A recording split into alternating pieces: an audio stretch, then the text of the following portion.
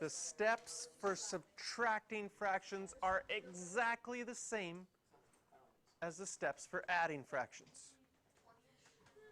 And I like this first one because there's different common denominators that people are going to find.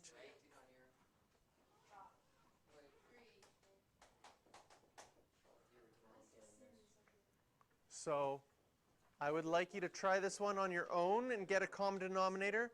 And then I want to see who finds the lowest common denominator.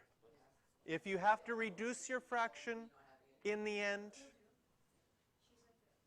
keep reducing it until it's its smallest form. Do you know that computer named Siri on the iPhone? Yep.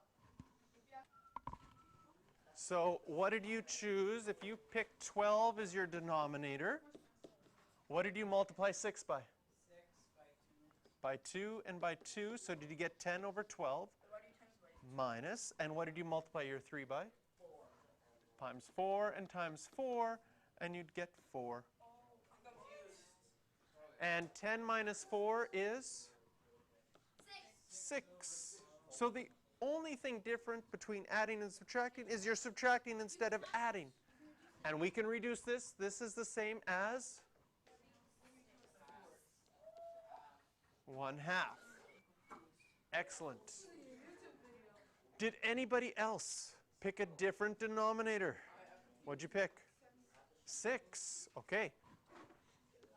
Another common denominator would be to have 6 on the bottom. So I'll do this one in blue. What would you have to multiply 6 by to get 6? Well, you wouldn't have to do anything because it's already 6. Let me finish this first and then we'll get your question. So this would still stay 5 over 6, and then we'd minus. What would you have to multiply? So I had 5 over 6 minus 1 over 3. What would I have to multiply the 3 by? Times by 2 and times by 2. So this becomes 2 over 6. And 5 minus 2 is 3 over 6. Does that reduce? Yes, to 1/2. Excellent. Your question, Cade. Yeah, I'm confused. Why do you times by 2? Well, he decided that he would make a common denominator of 12. Oh, you make your common. So what he say, well, what common denominator do I want to do? I make it by 12. Now, if you're ever stuck and you can't find a common denominator, you can always just multiply them by each other. If I multiplied 6 by 3, I'd get 18. And 3 by 6, I'd get 18. And that would also get us 1/2 in the end. Do you want to see that? Can we do one more? Yeah, we'll do another one. But no. So those are two different common denominators, but you can see when you reduce, you get the same answer. So here's another one to try for subtracting. 7/6 minus 2/3.